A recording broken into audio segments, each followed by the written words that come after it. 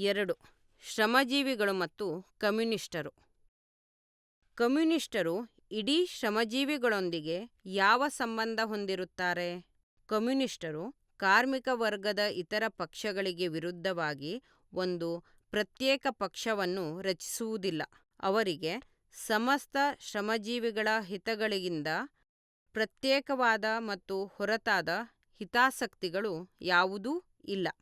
ಅವರು ಶ್ರಮಜೀವಿ ಆಂದೋಲನಕ್ಕೆ ಆಕಾರ ನೀಡಿ ರೂಪಿಸಲು ಯಾವುದೇ ಸಂಕುಚಿತ ದೃಷ್ಟಿಯ ನಿಯಮ ಸೂತ್ರಗಳನ್ನು ರಚಿಸುವುದಿಲ್ಲ. ಕಮ್ಯುನಿಸ್ಟರನ್ನು ಕಾರ್ಮಿಕ ವರ್ಗದ ಇತರೆ ಪಕ್ಷಗಳಿಂದ ಭಿನ್ನವಾಗಿಸಿರುವ ಸಂಗತಿಗಳೆಂದರೆ: 1.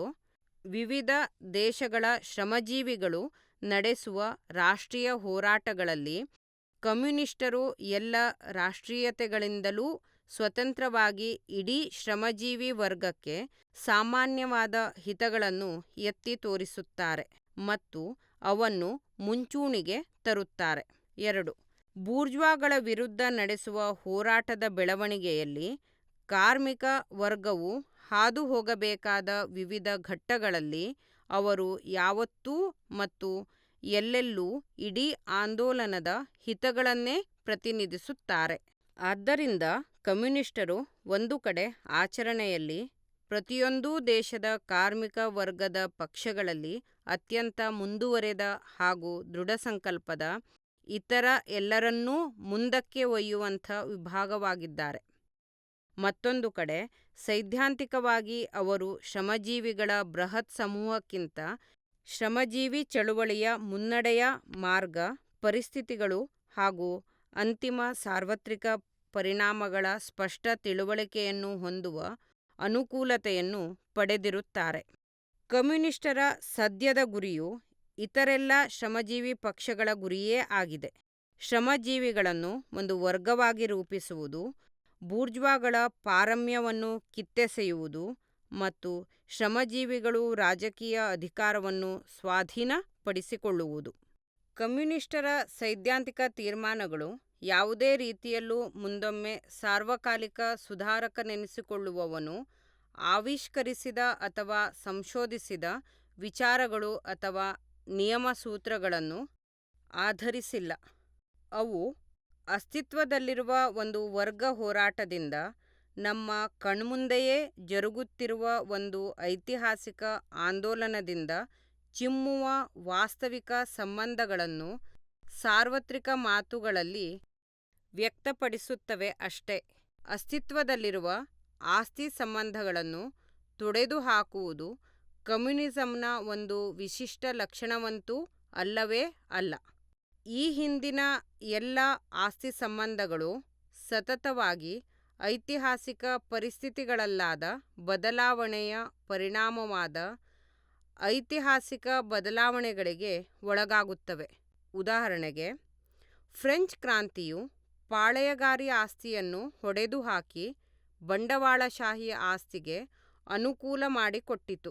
ಕಮ್ಯುನಿಸಂನ ವಿಶಿಷ್ಟ ಲಕ್ಷಣವೆಂದರೆ ಇಡಿಯಾಗಿ ಆಸ್ತಿಯನ್ನೇ ತೊಡೆದುಹಾಕುವುದಲ್ಲ, ಆದರೆ ಬಂಡವಾಳಶಾಹಿ ಆಸ್ತಿಯನ್ನು ತೊಡೆದುಹಾಕುವುದು. ಆದರೆ ಆಧುನಿಕ ಬಂಡವಾಳಶಾಹಿ ಖಾಸಗಿ ಆಸ್ತಿಯು ವರ್ಗ ವೈಷಮ್ಯಗಳ ಮೇಲೆ, ಕೆಲವರು ಅನೇಕರನ್ನು ಶೋಷಿಸುವುದರ ಮೇಲೆ ಆಧಾರಿತವಾದ ಉತ್ಪಾದನೆಯ ಹಾಗೂ ಸ್ವಾಧೀನದ ವ್ಯವಸ್ಥೆಯ ಚರಮ ಮತ್ತು ಪರಿಪೂರ್ಣ ಅಭಿವ್ಯಕ್ತಿಯಾಗಿದೆ. ಈ ಅರ್ಥದಲ್ಲಿ ಕಮ್ಯುನಿಸ್ಟರ ಸಿದ್ಧಾಂತವನ್ನು ಖಾಸಗಿ ಆಸ್ತಿಯ ನಿರ್ಮೂಲನೆ ಎಂಬ ಒಂದು ವಾಕ್ಯದಲ್ಲೇ ಸಂಗ್ರಹರೂಪದಲ್ಲಿ ಹೇಳಬಹುದು: ನಾವು ಕಮ್ಯುನಿಸ್ಟರು ಒಬ್ಬ ಮನುಷ್ಯನ ಸ್ವಂತ ಶ್ರಮದ ಫಲವಾಗಿ ವೈಯಕ್ತಿಕ ಆಸ್ತಿಯನ್ನು ಗಳಿಸುವ ಹಕ್ಕನ್ನು ಹೊಡೆದುಹಾಕಲು ಬಯಸುತ್ತೇವೆಂದು ತೆಗಳಲಾಗುತ್ತದೆ ಮತ್ತು ಈ ಆಸ್ತಿಯೇ ಎಲ್ಲ ವೈಯಕ್ತಿಕ ಸ್ವಾತಂತ್ರ್ಯ, ಚಟುವಟಿಕೆ ಹಾಗೂ ಮುಕ್ತತೆಯ ನೆಲೆಗಟ್ಟು ಎಂದು ಹೇಳಲಾಗುತ್ತದೆ. ಕಷ್ಟಪಟ್ಟುಗಳಿಸಿದ, ಸ್ವಂತ ಪರಿಶ್ರಮದಿಂದ ಪಡೆದ ಸ್ವಯಮಾರ್ಜಿತ ಆಸ್ತಿ, ಅಂದರೆ ಬಂಡವಾಳಶಾಹಿ ಆಸ್ತಿಗಿಂತ ಹಿಂದಿನ ಆಸ್ತಿ ಸ್ವರೂಪಗಳಾದ ಪುಟ್ಟ ಕೈಕಸುಬುದಾರನ ಹಾಗೂ ಸಣ್ಣ ರೈತನ ಆಸ್ತಿ ಎಂಬ ಅರ್ಥದಲ್ಲಿ ಹೇಳುತ್ತೀರಾ? ಅದನ್ನು ತೊಡೆದುಹಾಕುವ ಅಗತ್ಯವೇ ಇಲ್ಲ. ಉದ್ದಿಮೆಗಳ ಬೆಳವಣಿಗೆಯು ಬಹುಮಟ್ಟಿಗೆ ಅದನ್ನಾಗಲೇ ನಾಶ ಮಾಡಿದೆ ಮತ್ತು ಇನ್ನೂ ದಿನದಿನವೂ ನಾಶ ಮಾಡುತ್ತಿದೆ. ಅಥವಾ ನೀವು ಹೇಳುವುದು ಆಧುನಿಕ ಬೂರ್ಜ್ವಾ ಖಾಸಗಿ ಆಸ್ತಿಯೇ? ಆದರೆ ಕೂಲಿ ದುಡಿಮೆಗಾರನಿಗೆ ಏನಾದರೂ ಆಸ್ತಿಯನ್ನು ನಿರ್ಮಿಸುತ್ತದೆಯೇ? ಸ್ವಲ್ಪವೂ ಇಲ್ಲ. ಅದು ಬಂಡವಾಳವನ್ನು ನಿರ್ಮಿಸುತ್ತದೆ. ಅಂದರೆ ಕೂಲಿ ದುಡಿಮೆಯನ್ನು ಶೋಷಿಸುವ ಮತ್ತು ಹೊಸ ಶೋಷಣೆಗಾಗಿ ಕೂಲಿ ದುಡಿಮೆಯ ಹೊಸ ಪೂರೈಕೆಯನ್ನು ಪಡೆಯುವುದಿದ್ದರೆ ಮಾತ್ರವೇ ಬೆಳೆಯಬಲ್ಲ ತೆರನ ಆಸ್ತಿಯನ್ನು ನಿರ್ಮಿಸುತ್ತದೆ. ಇಂದಿನ ತನ್ನ ರೂಪದಲ್ಲಿ ಆಸ್ತಿಯು ಬಂಡವಾಳ ಹಾಗೂ ಕೂಲಿ ದುಡಿಮೆಯ ವೈಷಮ್ಯದ ಮೇಲೆ ಆಧಾರಿತವಾಗಿದೆ. ಈ ವೈಷಮ್ಯದ ಎರಡು ಮುಖಗಳನ್ನು ಪರಿಶೀಲಿಸಿ ನೋಡೋಣ. ಬಂಡವಾಳಶಾಹಿ ಆಗಬೇಕಾದರೆ ಉತ್ಪಾದನೆಯಲ್ಲಿ ಒಂದು ಶುದ್ಧ ವೈಯಕ್ತಿಕ ಸ್ಥಾನಮಾನವಷ್ಟೇ ಅಲ್ಲ, ಒಂದು ಸಾಮಾಜಿಕ ಸ್ಥಾನಮಾನವನ್ನೂ ಹೊಂದಿರಬೇಕು. ಬಂಡವಾಳವು ಒಂದು ಸಾಮೂಹಿಕ ಉತ್ಪನ್ನ. ಸಮಾಜದ ಅನೇಕ ಸದಸ್ಯರ ಐಕ್ಯ ಕಾರ್ಯಾಚರಣೆಯಿಂದ ಅಷ್ಟೇ ಏಕೆ, ಅಂತಿಮವಾಗಿ ಸಮಾಜದ ಎಲ್ಲ ಸದಸ್ಯರ ಐಕ್ಯ ಕಾರ್ಯಾಚರಣೆಯಿಂದಷ್ಟೇ ಅಲ್ಲ ಅದನ್ನು ಚಾಲನೆಗೆ ತರಲು ಸಾಧ್ಯ. ಆದ್ದರಿಂದ ಬಂಡವಾಳವು ಒಂದು ವೈಯಕ್ತಿಕ ಶಕ್ತಿಯಲ್ಲ, ಅದೊಂದು ಸಾಮಾಜಿಕ ಶಕ್ತಿ. ಆದ್ದರಿಂದ ಬಂಡವಾಳ ಸರ್ವರ ಆಸ್ತಿಯಾಗಿ, ಸಮಾಜದ ಎಲ್ಲ ಸದಸ್ಯರ ಆಸ್ತಿಯಾಗಿ ಪರಿವರ್ತನೆಗೊಂಡಾಗ ವೈಯಕ್ತಿಕ ಆಸ್ತಿ ಸಾಮಾಜಿಕ ಆಸ್ತಿಯಾಗಿ ಪರಿವರ್ತಿತವಾಗದು. ಬದಲಾಗುವುದು ಆಸ್ತಿಯ ಸಾಮಾಜಿಕ ಸ್ವರೂಪವಷ್ಟೇ. ಅದು ತನ್ನ ವರ್ಗ ಸ್ವರೂಪವನ್ನು ಕಳೆದುಕೊಳ್ಳುತ್ತದೆ. ಈಗ ಕೂಲಿ ದುಡಿಮೆಯನ್ನು ತೆಗೆದುಕೊಳ್ಳೋಣ. ಕನಿಷ್ಠ ಕೂಲಿ ಎಂಬುದು ಕೂಲಿ ದುಡಿಮೆಯ ಸರಾಸರಿ ಬೆಲೆಯಾಗಿರುತ್ತದೆ. ಅಂದರೆ ದುಡಿಮೆಗಾರನು ಒಬ್ಬ ದುಡಿಮೆಗಾರನಾಗಿ ಬದುಕುಳಿಯಲಷ್ಟೇ ಸಾಲುವ ಜೀವನಾಧಾರ ಪ್ರಮಾಣ. ಆದ್ದರಿಂದ ಕೂಲಿ ದುಡಿಮೆಗಾರನು ತನ್ನ ದುಡಿಮೆಯ ಮೂಲಕ ಏನನ್ನು ತನ್ನದಾಗಿಸಿಕೊಳ್ಳುತ್ತಾನೋ ಅದು ಕೇವಲ ತನ್ನ ಅಸ್ತಿತ್ವವನ್ನು ಮುಂದುವರಿಸಿಕೊಂಡು ಹೋಗಲು ಮತ್ತು ಪುನರುತ್ಪಾದಿಸಲು ಸಾಲುತ್ತದಷ್ಟೇ. ಈ ಶ್ರಮದ ಉತ್ಪನ್ನಗಳನ್ನು ವೈಯಕ್ತಿಕವಾಗಿ ಬಳಸಿಕೊಳ್ಳುವುದನ್ನು ತೊಡೆದುಹಾಕುವ ಯಾವ ಆಶಯವೂ ನಮಗಿಲ್ಲ. ಈ ರೀತಿ ಬಳಸಿಕೊಳ್ಳುವುದು ಮಾನವ ಜೀವನದ ಪೋಷಣೆ ಹಾಗೂ ಪುನರುತ್ಪಾದನೆಗಾಗಿ ಅಷ್ಟೇ. ಅದರಲ್ಲಿ ಇತರರ ಶ್ರಮದ ಮೇಲೆ ಅಧಿಕಾರ ಸ್ಥಾಪಿಸುವಂತಹ ಮಿಗುತಾಯವೇನೂ ಇರುವುದಿಲ್ಲ. ನಾವು ತೊಲಗಿಸಬಯಸುವುದು ದುಡಿಮೆಗಾರನು ಕೇವಲ ಬಂಡವಾಳವನ್ನು ಹೆಚ್ಚಿಸಲಷ್ಟೇ ಬದುಕುವ ಮತ್ತು ಆಳುವ ವರ್ಗದ ಹಿತಕ್ಕೆ ಎಲ್ಲಿಯವರೆಗೆ ಅಗತ್ಯವೋ ಅಲ್ಲಿಯವರೆಗಷ್ಟೇ ಬದುಕಲು ಬಿಡುವ ಬಳಕೆಯ ಈ ಶೋಚನೀಯ ಸ್ವರೂಪವನ್ನಷ್ಟೇ. ಬೂರ್ಜ್ವಾ ಸಮಾಜದಲ್ಲಿ ಜೀವಂತ ಶ್ರಮವು ಶೇಖರಣೆಯಾಗಿರುವ ಶ್ರಮವನ್ನು ಹೆಚ್ಚಿಸುವ ಸಾಧನವಷ್ಟೇ. ಕಮ್ಯುನಿಸ್ಟ್ ಸಮಾಜದಲ್ಲಿ ಶೇಖರಣೆಗೊಂಡಿರುವ ಶ್ರಮವು ದುಡಿಮೆಗಾರರ ಅಸ್ತಿತ್ವವನ್ನು ವಿಸ್ತರಿಸುವ, ಸಮೃದ್ಧಗೊಳಿಸುವ, ಅದಕ್ಕೆ ಉತ್ತೇಜನ ನೀಡುವ ಒಂದು ಸಾಧನವಷ್ಟೇ. ಆದ್ದರಿಂದ ಬೂರ್ಜ್ವಾ ಸಮಾಜದಲ್ಲಿ ಗತಕಾಲವು ವರ್ತಮಾನ ಕಾಲದ ಮೇಲೆ ಪ್ರಾಬಲ್ಯ ನಡೆಸುತ್ತದೆ. ಕಮ್ಯುನಿಸ್ಟ್ ಸಮಾಜದಲ್ಲಿ ವರ್ತಮಾನ ಕಾಲವು ಗತಕಾಲದ ಮೇಲೆ ಪ್ರಾಬಲ್ಯ ನಡೆಸುತ್ತದೆ. ಬೂರ್ಜ್ವಾ ಸಮಾಜದಲ್ಲಿ ಬಂಡವಾಳವು ಸ್ವತಂತ್ರವಾಗಿರುತ್ತದೆ ಮತ್ತು ಸ್ವಂತಿಕೆಯನ್ನು ಹೊಂದಿರುತ್ತದೆ. ಜೀವಂತ ವ್ಯಕ್ತಿಯಾದರೋ ಪರಾಧೀನನಾಗಿರುತ್ತಾನೆ ಮತ್ತು ಸ್ವಂತಿಕೆಯನ್ನು ಹೊಂದಿರುವುದಿಲ್ಲ. ಈ ವಸ್ತುಸ್ಥಿತಿಯ ನಿರ್ಮೂಲನೆಯನ್ನು ಬೂರ್ಜ್ವಾಗಳು ಸ್ವಂತಿಕೆಯ ಮತ್ತು ಸ್ವಾತಂತ್ರ್ಯದ ನಿರ್ಮೂಲನೆ ಎಂದು ಕರೆಯುತ್ತಾರೆ. ಅದು ಸರಿಯೂ ಹೌದು. ಬೂರ್ಜ್ವಾ ಸ್ವಂತಿಕೆ, ಬೂರ್ಜ್ವಾ ಸ್ವಾತಂತ್ರ್ಯ ಹಾಗೂ ಬೂರ್ಜ್ವಾ ಮುಕ್ತತೆಯ ನಿರ್ಮೂಲನೆಯೇ ಗುರಿ ಎಂಬುದರಲ್ಲಿ ಸಂದೇಹವಿಲ್ಲ. ಮುಕ್ತತೆ ಎಂದರೆ ಇಂದಿನ ಬೂರ್ಜ್ವಾ ಉತ್ಪಾದನಾ ಪರಿಸ್ಥಿತಿಗಳಲ್ಲಿ ಮುಕ್ತ ವ್ಯಾಪಾರ, ಮುಕ್ತ ಮಾರಾಟ ಮತ್ತು ಖರೀದಿ ಎಂದರ್ಥ. ಆದರೆ ಮಾರಾಟ ಮತ್ತು ಖರೀದಿ ಕಾಣೆಯಾದರೆ ಮುಕ್ತ ಮಾರಾಟ ಮತ್ತು ಖರೀದಿಯೂ ಕಾಣೆಯಾಗುತ್ತದೆ. ಮುಕ್ತ ಮಾರಾಟ ಮತ್ತು ಖರೀದಿಯ ಈ ಮಾತು ಮತ್ತು ಒಟ್ಟಿನಲ್ಲಿ ಮುಕ್ತತೆಯ ಬಗೆಗೆ ನಮ್ಮ ಬೂರ್ಜ್ವಾಗಳ ಇತರ ಎಲ್ಲ ಭರ್ಜರಿ ಮಾತುಗಳು ಏನಾದರೂ ಅರ್ಥ ಹೊಂದಿದ್ದರೆ ಅದು ಮಧ್ಯಯುಗದ ಪರಿಮಿತ ಮಾರಾಟ ಮತ್ತು ಖರೀದಿಯೊಂದಿಗೆ ಮತ್ತು ಬಂಧನಗಳಿದ್ದ ವ್ಯಾಪಾರಸ್ಥರೊಂದಿಗೆ ಹೋಲಿಸಿದರೆ ಮಾತ್ರ. ಅದಿಲ್ಲದೆ ಮಾರಾಟ ಮತ್ತು ಖರೀದಿಯ ಬೂರ್ಜ್ವಾ ಉತ್ಪಾದನಾ ಪರಿಸ್ಥಿತಿಗಳ ಕಮ್ಯುನಿಸ್ಟ್ ರೀತಿಯ ನಿರ್ಮೂಲನೆಗೆ ಪ್ರತಿಯಾಗಿ ಅವು ಏನೂ ಅರ್ಥವಿಲ್ಲದ್ದು. ಖಾಸಗಿ ಆಸ್ತಿಯನ್ನು ನಾಶಗೊಳಿಸಲು ನಾವು ಉದ್ದೇಶಿಸಿರುವುದನ್ನು ಕಂಡು ನೀವು ಭಯಭ್ರಾಂತರಾಗಿದ್ದೀರಿ. ಆದರೆ ನಿಮ್ಮ ಇಂದು ಅಸ್ತಿತ್ವದಲ್ಲಿರುವ ಸಮಾಜದಲ್ಲಿ ಜನಸಂಖ್ಯೆಯ 10ರಲ್ಲಿ 9 ಭಾಗ ಜನರಿಗೆ ಸಂಬಂಧಿಸಿ ಖಾಸಗಿ ಆಸ್ತಿ ಆಗಲೇ ತೊಡೆದುಹಾಕಲ್ಪಟ್ಟಿದೆ.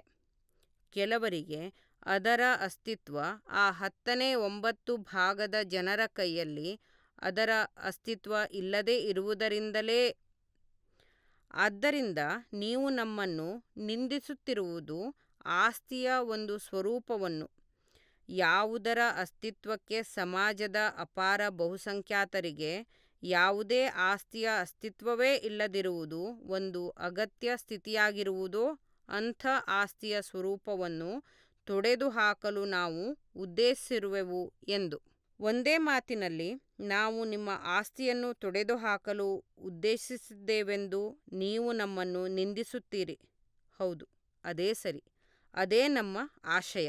ಶ್ರಮವನ್ನು ಬಂಡವಾಳವಾಗಿ, ಹಣವಾಗಿ ಅಥವಾ ಗೇಣಿಯಾಗಿ ಏಕಸ್ವಾಮ್ಯಕ್ಕೆ ಒಳಪಡಿಸಲು ಸಾಧ್ಯವಿರುವಂಥ ಒಂದು ಸಾಮಾಜಿಕ ಶಕ್ತಿಯಾಗಿ ಪರಿವರ್ತಿಸಲು ಇನ್ನು ಮುಂದೆ ಸಾಧ್ಯವಿಲ್ಲ ಎನ್ನುವ ಘಳಿಗೆಯಿಂದ, ಅಂದರೆ ವೈಯಕ್ತಿಕ ಆಸ್ತಿಯನ್ನು ಬೂರ್ಜ್ವಾ ಆಸ್ತಿಯಾಗಿ, ಬಂಡವಾಳವಾಗಿ ಪರಿವರ್ತಿಸಲು ಇನ್ನು ಮುಂದೆ ಸಾಧ್ಯವಿಲ್ಲ ಎನ್ನುವ ಆ ಘಳಿಗೆಯಿಂದಲೇ ಸ್ವಂತ ವ್ಯಕ್ತಿತ್ವ ಮಾಯವಾಗುತ್ತದೆ ಎಂದು ನೀವು ಹೇಳುತ್ತೀರಿ.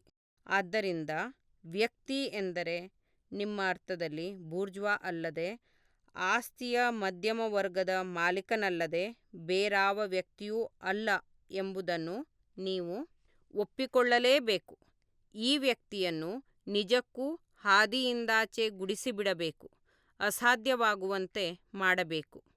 ಕಮ್ಯುನಿಸಂ ಸಮಾಜದ ಉತ್ಪನ್ನಗಳನ್ನು ದಕ್ಕಿಸಿಕೊಳ್ಳುವ ಅಧಿಕಾರವನ್ನು ಯಾವ ವ್ಯಕ್ತಿಗೂ ವಂಚಿಸುವುದಿಲ್ಲ. ಅದು ಹಾಗೆ ದಕ್ಕಿಸಿಕೊಳ್ಳುವುದರ ಮೂಲಕ ಇತರರ ಶ್ರಮವನ್ನು ಅಧೀನಪಡಿಸಿಕೊಳ್ಳುವ ಅಧಿಕಾರ ಆತನಿಗೆ ಇಲ್ಲದಂತೆ ಮಾಡುತ್ತದೆ ಅಷ್ಟೆ. ಖಾಸಗಿ ಆಸ್ತಿಯನ್ನು ತೊಡೆದುಹಾಕುವುದರೊಂದಿಗೆ ಎಲ್ಲ ಕೆಲಸವೂ ನಿಂತುಹೋಗುತ್ತದೆ. ಸಾರ್ವತ್ರಿಕ ಸೋಮಾರಿತನವು ನಮ್ಮನ್ನು ಆವರಿಸುತ್ತದೆ ಎಂದು ಆಕ್ಷೇಪಿಸಲಾಗಿದೆ.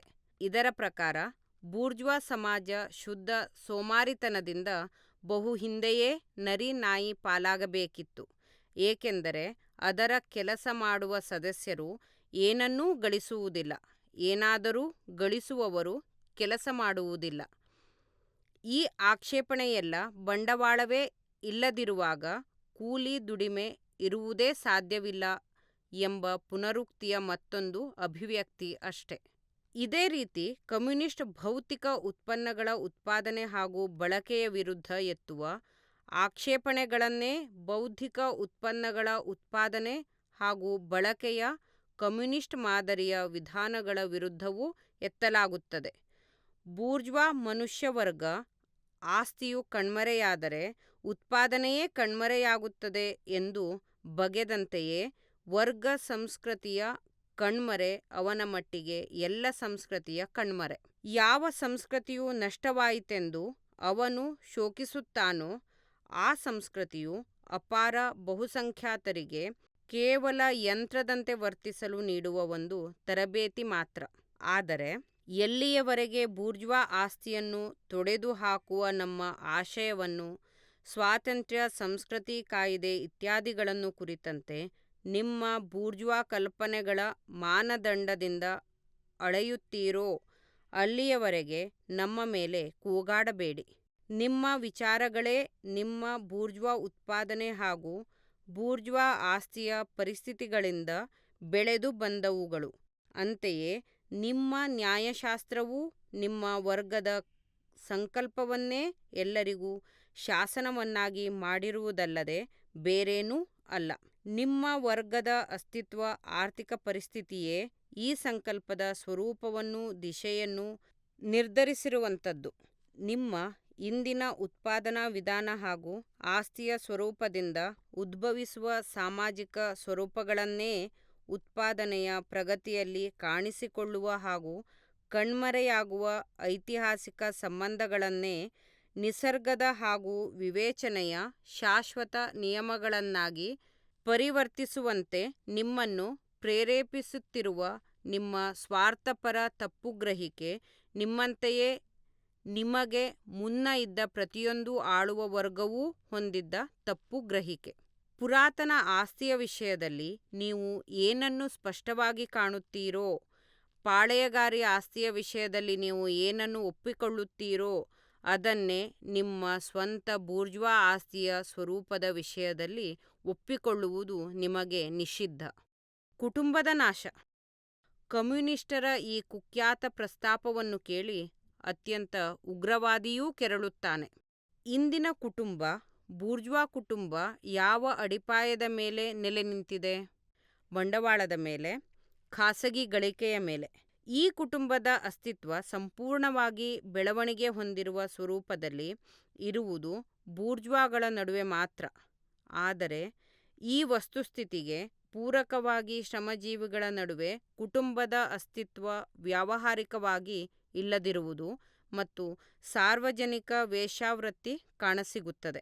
ಈ ಪೂರಕ ಮಾಯವಾದಾಗ ಬೂರ್ಜ್ವಾ ಕುಟುಂಬವು ಸಹಜವಾಗಿಯೇ ಮಾಯವಾಗುತ್ತದೆ ಮತ್ತು ಇವೆರಡೂ ಬಂಡವಾಳವು ಮಾಯವಾಗುವುದರೊಂದಿಗೆ ಮಾಯವಾಗುತ್ತದೆ. ಮಕ್ಕಳನ್ನು ಅವರ ತಾಯಿ ತಂದೆಯರು ಶೋಷಿಸುವುದನ್ನು ನಿಲ್ಲಿಸಬೇಕೆನ್ನುತ್ತೇವೆ ಎಂದು ನೀವು ನಮ್ಮನ್ನು ಆಪಾದಿಸುತ್ತೀರಾ? ನಾವು ಈ ಅಪರಾಧದಲ್ಲಿ ತಪ್ಪಿತಸ್ಥರೆಂದು ಒಪ್ಪಿಕೊಳ್ಳುತ್ತೇವೆ. ಆದರೆ ಮನೆಯ ಶಿಕ್ಷಣದ ಸ್ಥಾನದಲ್ಲಿ ನಾವು ಸಾಮಾಜಿಕ ಶಿಕ್ಷಣವನ್ನು ತಂದು ಪರಿಗಣಿಸಲ್ಪಟ್ಟಿರುವುದನ್ನು ನಾಶ ಮಾಡುತ್ತಿದ್ದೇವೆಂದು ನೀವು ಹೇಳುತ್ತೀರಿ. ಮತ್ತು ನಿಮ್ಮ ಶಿಕ್ಷಣ ಅದು ಸಾಮಾಜಿಕವೇ ಅಲ್ಲವೇ?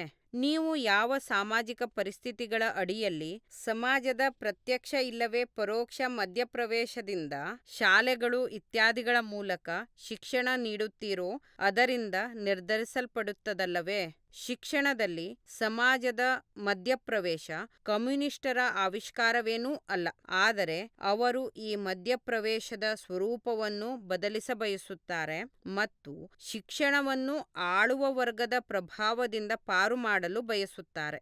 ಕುಟುಂಬ ಹಾಗೂ ಶಿಕ್ಷಣದ ಬಗೆಗೆ, ತಾಯಿ ತಂದೆಯರ ಮತ್ತು ಮಗುವಿನ ಮಧ್ಯೆ ಇರುವ ಪವಿತ್ರ ಸಹಸಂಬಂಧದ ಬಗೆಗೆ ಆಡಂಬರದ ಬೂರ್ಜ್ವಾ ಮಾತುಗಳು ಆಧುನಿಕ ಉದ್ದಿಮೆಯು ಶ್ರಮಜೀವಿಗಳ ನಡುವಿನ ಎಲ್ಲ ಕುಟುಂಬ ಬಾಂಧವ್ಯಗಳನ್ನು ಚಿಂದಿ ಚಿಂದಿ ಮಾಡುತ್ತಿರುವಾಗ ಮತ್ತು ಅವರ ಮಕ್ಕಳನ್ನು ವ್ಯಾಪಾರದ ಸರಳ ಸಾಮಾನುಗಳಾಗಿ ಶ್ರಮದ ಸಾಧನಗಳನ್ನಾಗಿ ಪರಿವರ್ತಿಸುತ್ತಿರುವಾಗ ಮತ್ತಷ್ಟು ಅಸಹ್ಯವೆನಿಸುತ್ತದೆ.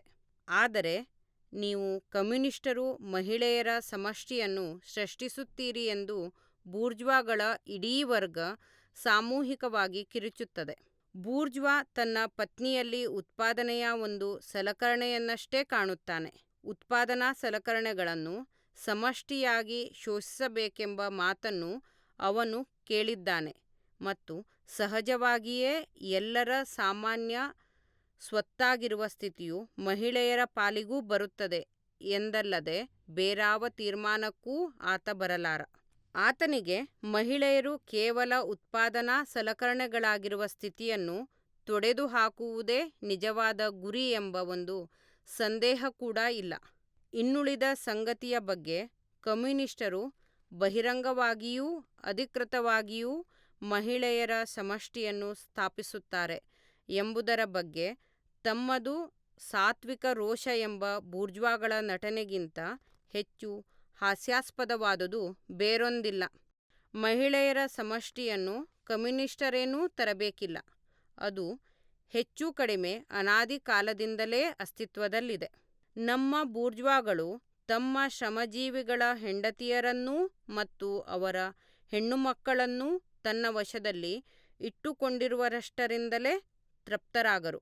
ಸಾಮಾನ್ಯ ವೇಶ್ಯೆಯರ ವಿಷಯ ಹಾಗಿರಲಿ, ಅವರು ಪರಸ್ಪರರ ಪತ್ನಿಯರನ್ನು ಅಪಮಾರ್ಗಕ್ಕೆ ಎಳೆಯುವುದರಲ್ಲಿಯೂ ಅತ್ಯಂತ ಹೆಚ್ಚಿನ ಸುಖ ಕಾಣುತ್ತಾರೆ.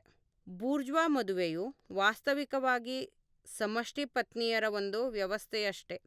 ಆದ್ದರಿಂದ ಕಮ್ಯುನಿಸ್ಟರನ್ನು ಹೆಚ್ಚೆಂದರೆ ಅವರು ಆರಂಭಿಸಬಯಸುವುದು ಬೂಟಾಟಿಕೆಯಿಂದ ಮುಚ್ಚಿಟ್ಟಿರುವ ಬದಲು ಬಹಿರಂಗವಾದ ಶಾಸನಬದ್ಧಗೊಂಡ ಮಹಿಳೆಯರ ಸಮಷ್ಟಿಯನ್ನು ಎಂದಷ್ಟೇ ನಿಂದಿಸಬಹುದು.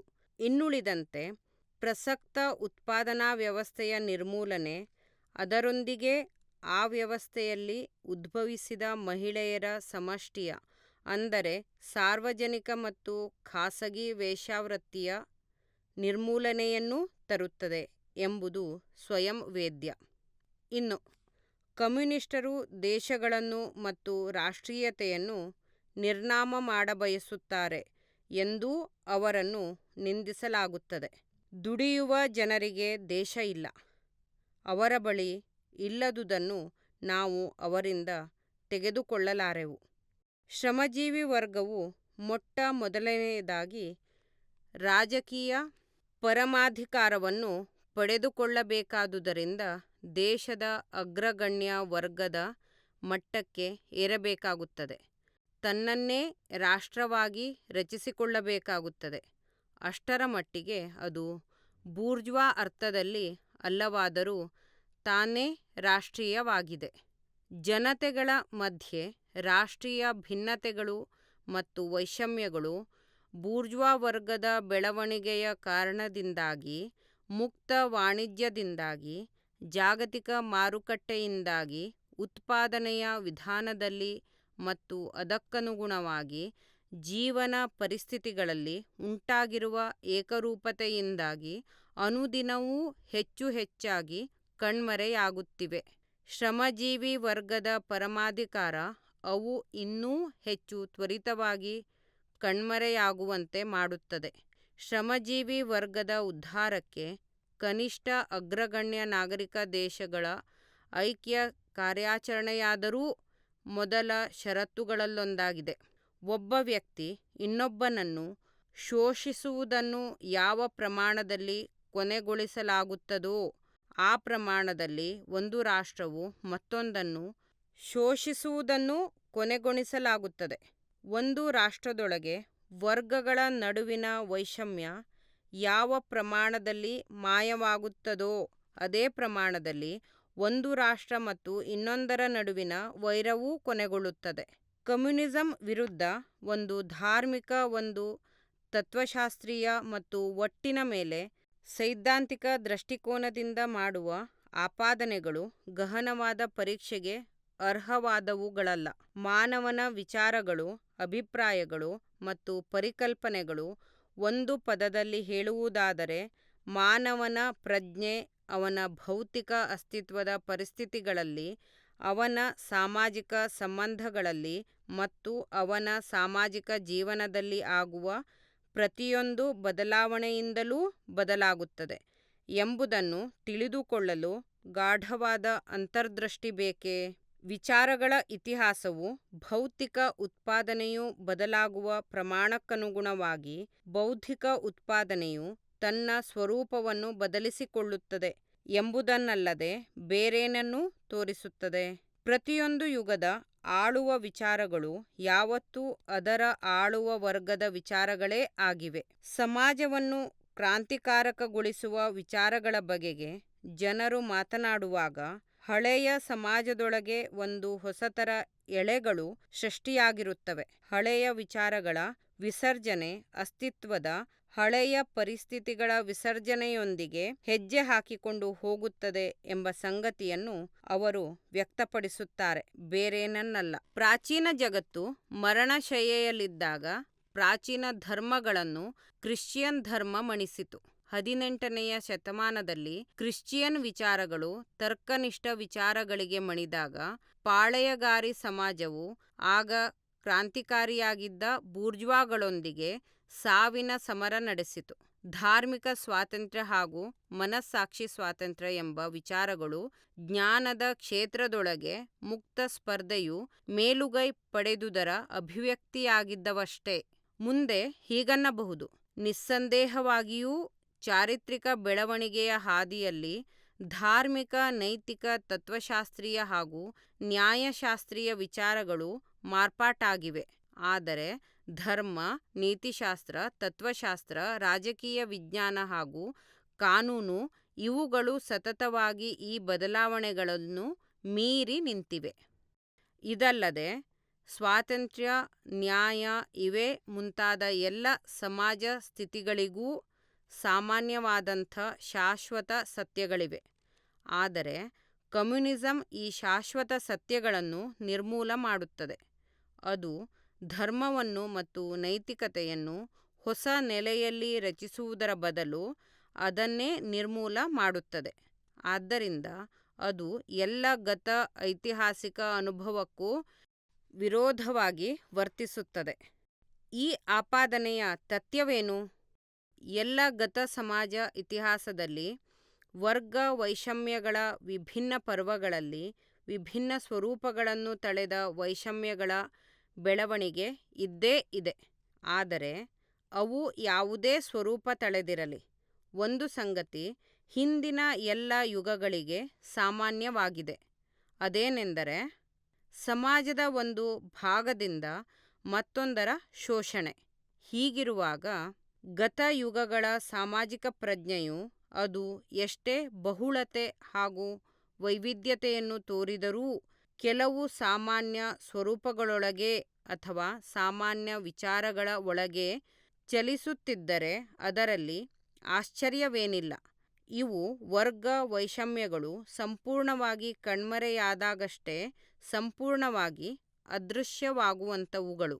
ಕಮ್ಯುನಿಸ್ಟ್ ಕ್ರಾಂತಿಯು ಸಾಂಪ್ರದಾಯಿಕ ಆಸ್ತಿ ಸಂಬಂಧಗಳೊಂದಿಗೆ ಉಂಟಾಗುವ ಅತ್ಯಂತ ತೀವ್ರಗಾಮಿ ವಿಚ್ಛೇದವಾಗಿದೆ.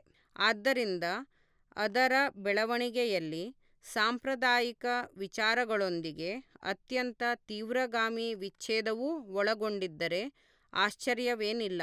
ಆದರೆ ಕಮ್ಯುನಿಸಂ ಬಗೆಗೆ ಬೂರ್ಜ್ವಾಗಳ ಆಕ್ಷೇಪಣೆಗಳ ವಿಷಯ ಇಲ್ಲಿಗೆ ಮುಗಿಸೋಣ. ಕಾರ್ಮಿಕ ವರ್ಗದ ಕ್ರಾಂತಿಯಲ್ಲಿ ಮೊದಲ ಹೆಜ್ಜೆ ಎಂದರೆ ಶ್ರಮಜೀವಿಗಳನ್ನು ಆಳುವ ವರ್ಗಗಳ ಸ್ಥಾನಕ್ಕೇರಿಸುವುದು, ಪ್ರಜಾಪ್ರಭುತ್ವಕ್ಕಾಗಿನ ಹೋರಾಟದಲ್ಲಿ ವಿಜಯ ಗಳಿಸುವುದು ಎಂಬುದನ್ನು ನಾವು ಮೇಲೆ ಕಂಡಿದ್ದೇವೆ. ಶ್ರಮಜೀವಿ ವರ್ಗವು ಬೂರ್ಜ್ವಾ ವರ್ಗದಿಂದ ಎಲ್ಲ ಬಂಡವಾಳವನ್ನೂ ಸ್ವಲ್ಪ ಸ್ವಲ್ಪ ಪ್ರಮಾಣದಲ್ಲಿ ಕಿತ್ತುಕೊಳ್ಳಲು, ಉತ್ಪಾದನಾ ಸಲಕರಣೆಗಳೆಲ್ಲವನ್ನೂ ಪ್ರಭುತ್ವದ ಅಂದರೆ ಆಳುವ ವರ್ಗವಾಗಿ ಸಂಘಟಿತವಾದ ಶ್ರಮಜೀವಿ ವರ್ಗದ ಕೈಯಲ್ಲಿ ಕೇಂದ್ರೀಕರಿಸಲು ಮತ್ತು ಉತ್ಪಾದಕ ಶಕ್ತಿಗಳ ಮೊತ್ತವನ್ನು ಸಾಧ್ಯವಾದಷ್ಟು ತ್ವರಿತವಾಗಿ ಹೆಚ್ಚಿಸಲು ತನ್ನ ರಾಜಕೀಯ ಪರಮಾಧಿಕಾರವನ್ನು ಬಳಸಿಕೊಳ್ಳುತ್ತದೆ. ನಿಜ, ಆರಂಭದಲ್ಲಿ ಇದನ್ನು ಆಸ್ತಿ ಹಕ್ಕುಗಳ ಮೇಲೆ ಮತ್ತು ಬೂರ್ಜ್ವಾ ಉತ್ಪಾದನಾ ಪರಿಸ್ಥಿತಿಗಳೊಳಕ್ಕೆ ನಿರಂಕುಶ ಅಧಿಕಾರ ಚಲಾಯಿಸುವ ಮೂಲಕವಲ್ಲದೆ ಬೇರೆ ರೀತಿಯಲ್ಲಿ ಜಾರಿಗೊಳಿಸಲು ಸಾಧ್ಯವಿಲ್ಲ. ಆರ್ಥಿಕವಾಗಿ ಅಸಮರ್ಪಕ ಹಾಗೂ ಅಸಮರ್ಥನೀಯ ಎಂದು ಕಾಣಬರುವ, ಆದರೂ ಆಂದೋಲನದ ವೇಳೆಯಲ್ಲಿ ತಮ್ಮನ್ನು ತಾವೇ ಮೀರಿ ನಿಂತು ಹಳೆಯ ಸಾಮಾಜಿಕ ವ್ಯವಸ್ಥೆಯೊಳಕ್ಕೆ ಮತ್ತಷ್ಟು ಅತಿಕ್ರಮಿಸುವುದು ಅಗತ್ಯವಾಗುವ ಕ್ರಮಗಳ ಮೂಲಕ ಉತ್ಪಾದನಾ ವಿಧಾನವನ್ನು ಸಂಪೂರ್ಣವಾಗಿ ಕ್ರಾಂತಿಕಾರಕಗೊಳಿಸುವ ಸಾಧನವಾಗಿ ಇದು ಅನಿವಾರ್ಯ. ಈ ಕ್ರಮಗಳು ಬೇರೆ ಬೇರೆ ದೇಶಗಳಲ್ಲಿ ಬೇರೆ ಬೇರೆಯಾಗಿರುತ್ತವೆಂಬುದೇನೋ ನಿಜ. ಆದಾಗ್ಯೂ ಅತ್ಯಂತ ಮುಂದುವರಿದ ದೇಶಗಳಿಗೆ ಕೆಳಗಿನ ಕ್ರಮಗಳು ಸಾಮಾನ್ಯವಾಗಿಯೇ ಅನ್ವಯವಾಗಬಲ್ಲವು. 1. ಭೂಮಿಯು ಆಸ್ತಿಯಾಗುವುದನ್ನು ತೊಡೆದುಹಾಕುವುದು ಮತ್ತು ಭೂಮಿಯಿಂದ ಬರುವ ಎಲ್ಲ ಗೇಣಿಗಳನ್ನೂ ಸಾರ್ವಜನಿಕ ಉದ್ದೇಶಗಳಿಗಾಗಿ ಬಳಸುವುದು. 2. ಭಾರೀ ಪ್ರಮಾಣದಲ್ಲಿ ಹೆಚ್ಚುತ್ತಾ ಹೋಗುವ ಅಥವಾ ಕ್ರಮಾಂಕಿತ ವರಮಾನ ತೆರಿಗೆ. 3. ಎಲ್ಲ ಪಿತ್ರಾರ್ಜಿತ ಹಕ್ಕನ್ನು ತೊಡೆದುಹಾಕುವುದು. 4. ಎಲ್ಲ ವಲಸೆ ಹೋದವರ ಹಾಗೂ ಬಂಡುಕೋರರ ಆಸ್ತಿಯನ್ನು ಮುಟ್ಟುಗೋಲು ಹಾಕಿಕೊಳ್ಳುವುದು. 5. ಪ್ರಭುತ್ವ ಬಂಡವಾಳ ಹಾಗೂ ಏಕೈಕ ಸ್ವಾಮ್ಯವುಳ್ಳ ಒಂದು ರಾಷ್ಟ್ರೀಯ ಬ್ಯಾಂಕ್ ಮೂಲಕ ಪ್ರಭುತ್ವದ ಕೈಗಳಲ್ಲೇ ಎಲ್ಲ ಸಾಲ ವ್ಯವಸ್ಥೆಯನ್ನು ಕೇಂದ್ರೀಕರಿಸುವುದು. 6. ಸಾರಿಗೆ ಸಂಪರ್ಕ ಸಾಧನಗಳನ್ನು ಪ್ರಭುತ್ವದ ಕೈಗಳಲ್ಲೇ ಕೇಂದ್ರೀಕರಿಸುವುದು. 7. ಪ್ರಭುತ್ವದ ಒಡೆತನದ ಕಾರ್ಖಾನೆ ಹಾಗೂ ಉತ್ಪಾದನಾ ಸಲಕರಣೆಗಳ ವಿಸ್ತರಣೆ, ಬೀಳು ಭೂಮಿಗಳನ್ನು ಸಾಗುವಳಿಗೆ ತರುವುದು ಮತ್ತು ಸಾಮಾನ್ಯ ಯೋಜನೆಯೊಂದಕ್ಕನುಗುಣವಾಗಿ ಒಟ್ಟಾರೆ ಮಣ್ಣಿನ ಸಾರವನ್ನು ಸುಧಾರಿಸುವುದು. 8. ಎಲ್ಲರಿಗೂ ಸಮಾನವಾಗಿ ದುಡಿಯುವ ಬಾಧ್ಯತೆ. ಕೈಗಾರಿಕಾ ಸೇನೆಗಳ ಸ್ಥಾಪನೆ, ವಿಶೇಷವಾಗಿ ಕೃಷಿಗೆ. 9. ಕೃಷಿಯೊಂದಿಗೆ ಕೈಗಾರಿಕಾ ಉದ್ಯಮದ ಸಂಯೋಜನೆ. ಜನಸಂಖ್ಯೆಯನ್ನು ದೇಶದಾದ್ಯಂತ ಹೆಚ್ಚು ಸಮತ್ವದಿಂದ ಹಂಚುವ ಮೂಲಕ ನಗರ ಮತ್ತು ಗ್ರಾಮಗಳ ನಡುವಿನ ಭಿನ್ನತೆಯನ್ನು ಕ್ರಮೇಣ ತೊಡೆದುಹಾಕುವುದು. 10. ಸಾರ್ವಜನಿಕ ಶಾಲೆಗಳಲ್ಲಿ ಎಲ್ಲ ಮಕ್ಕಳಿಗೂ ಉಚಿತ ಶಿಕ್ಷಣ. ಈಗಿರುವ ಸ್ವರೂಪದಲ್ಲಿ ಮಕ್ಕಳ ಕಾರ್ಖಾನೆ ದುಡಿಮೆಯ ನಿರ್ಮೂಲನೆ. ಶಿಕ್ಷಣವನ್ನು ಔದ್ಯಮಿಕ ಉತ್ಪಾದನೆಯೊಂದಿಗೆ ಜೊತೆಗೂಡಿಸುವುದು, ಇತ್ಯಾದಿ ಇತ್ಯಾದಿ. ಬೆಳವಣಿಗೆಯಾಗುತ್ತಾ ಹೋದಂತೆ ವರ್ಗಭೇದಗಳು ಕಣ್ಮರೆಯಾಗಿ ಉತ್ಪಾದನೆಯೆಲ್ಲ ಇಡೀ ರಾಷ್ಟ್ರದ ಒಂದು ವಿಶಾಲ ಸಮೂಹದ ಕೈಯಲ್ಲಿ ಕೂಡಿಕೊಂಡಾಗ ಸಾರ್ವಜನಿಕ ಅಧಿಕಾರವು ತನ್ನ ರಾಜಕೀಯ ಸ್ವರೂಪವನ್ನು ಕಳೆದುಕೊಳ್ಳುವುದು. ರಾಜಕೀಯ ಅಧಿಕಾರ ಎಂಬುದು, ಸರಿಯಾಗಿ ಹೇಳುವುದಾದರೆ, ಕೇವಲ ಒಂದು ವರ್ಗವು ಮತ್ತೊಂದರ ಮೇಲೆ ದಮನ ನಡೆಸುವ ಸಂಘಟಿತ ಶಕ್ತಿಯಷ್ಟೆ. ಶ್ರಮಜೀವಿ ವರ್ಗವು ಬೂರ್ಜ್ವಾ ವರ್ಗದೊಂದಿಗೆ ಸ್ಪರ್ಧೆಯ ವೇಳೆಯಲ್ಲಿ ಪರಿಸ್ಥಿತಿಗಳ ಬಲವಂತಕ್ಕೊಳಗಾಗಿ ತಾನೇ ಒಂದು ವರ್ಗವಾಗಿ ಸಂಘಟಿಸಿಕೊಳ್ಳಬೇಕಾಗಿ ಬಂದಲ್ಲಿ, ಕ್ರಾಂತಿಯ ಮೂಲಕ ಅದು ತನ್ನನ್ನು ತಾನೇ ಆಳುವ ವರ್ಗವನ್ನಾಗಿ ಮಾಡಿಕೊಂಡಲ್ಲಿ ಮತ್ತು ಆ ಮೂಲಕ ಹಳೆಯ ಉತ್ಪಾದನೆಯ ಹಳೆಯ ಪರಿಸ್ಥಿತಿಗಳನ್ನು ಬಲಪ್ರಯೋಗದಿಂದ ತೊಡೆದುಹಾಕಿದಲ್ಲಿ, ಆಗ ಅದು ಆ ಪರಿಸ್ಥಿತಿಗಳ ಜೊತೆಗೇ ವರ್ಗವೈಷಮ್ಯಗಳ ಮತ್ತು ಒಟ್ಟಿನಲ್ಲಿ ವರ್ಗಗಳ ಅಸ್ತಿತ್ವಕ್ಕೆ ಕಾರಣವಾದ ಪರಿಸ್ಥಿತಿಗಳನ್ನು ತೊಡೆದುಹಾಕಿರುತ್ತದೆ ಮತ್ತು ತನ್ಮೂಲಕ ಒಂದು ವರ್ಗವಾಗಿ ತನ್ನ ಸ್ವಂತ ಪರಮಾಧಿಕಾರವನ್ನೇ ತೊಡೆದುಹಾಕಿರುತ್ತದೆ. ವರ್ಗಗಳು ಮತ್ತು ವರ್ಗ ವೈಷಮ್ಯಗಳೊಂದಿಗೆ ಹಳೆಯ ಬೂರ್ಜ್ವಾ ಸಮಾಜದ ಸ್ಥಳದಲ್ಲಿ ನಾವು ಪ್ರತಿಯೊಬ್ಬರ ಮುಕ್ತ ಬೆಳವಣಿಗೆಯು ಎಲ್ಲರ ಮುಕ್ತ ಬೆಳವಣಿಗೆಯನ್ನು ಸಾಧ್ಯವಾಗಿಸುವಂತಹ ಒಂದು ಸಂಘವನ್ನು ಹೊಂದುವೆವು.